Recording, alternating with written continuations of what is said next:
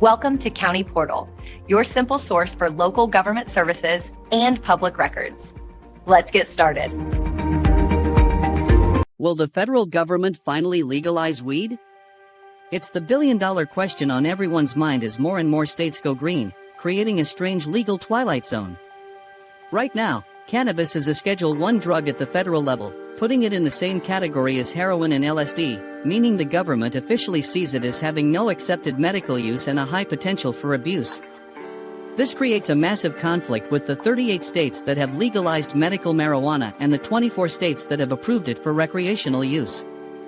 So what's the real story, and are we getting any closer to a nationwide green light? The pressure to change federal law is immense and comes from several directions.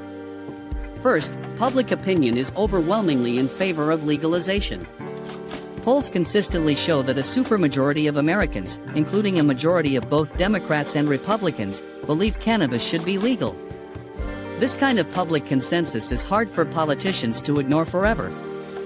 Second, there's the money. Legal states are raking in billions of dollars in tax revenue, funding everything from schools to infrastructure, and creating hundreds of thousands of jobs in a brand new industry. The federal government is missing out on a massive potential tax windfall. Third, there's a growing social justice movement to right the wrongs of the war on drugs, which disproportionately impacted minority communities.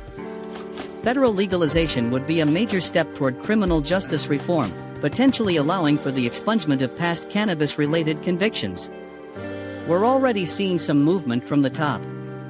President Biden has issued pardons for simple federal marijuana possession offenses and, most significantly, has directed his administration to review how marijuana is scheduled.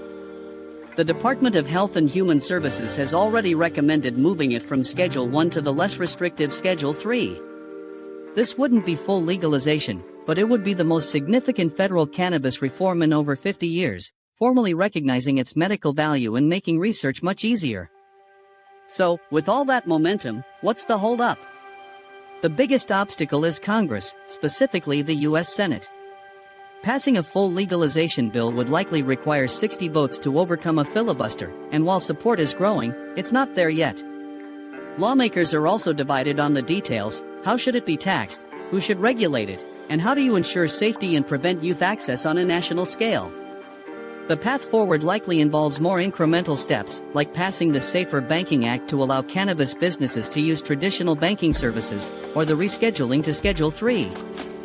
Full federal legalization, where you can buy cannabis like you buy alcohol, is probably still a few years away, but the direction of travel is clear. The question is no longer if, but when and how. Thanks so much for watching. What are your thoughts on federal legalization? Let me know down in the comments.